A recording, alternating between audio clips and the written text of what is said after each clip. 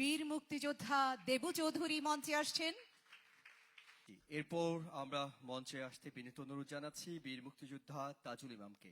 বীর মুক্তিযোদ্ধা, সঙ্গীত শিল্পী, চিত্রকর, আমাদের প্রিয়জন এবং চট্টগ্রাম বিশ্ববিদ্যালয়ের একজন তাজুল ইমাম আসছেন মঞ্চে। মঞ্চে আসছেন জিয়াউল হাসান কিসলু।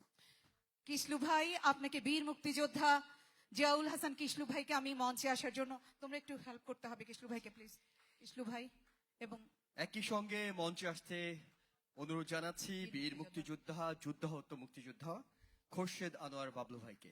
খোরশেদ আনোয়ার বাবলু ভাইকে আমরা একটা অনুরোধ আমি করছি। এই যে চারজন বীর মুক্তিযোদ্ধা এই মঞ্চে বসে আছেন, এটা আমাদের পরম সৌভাগ্য।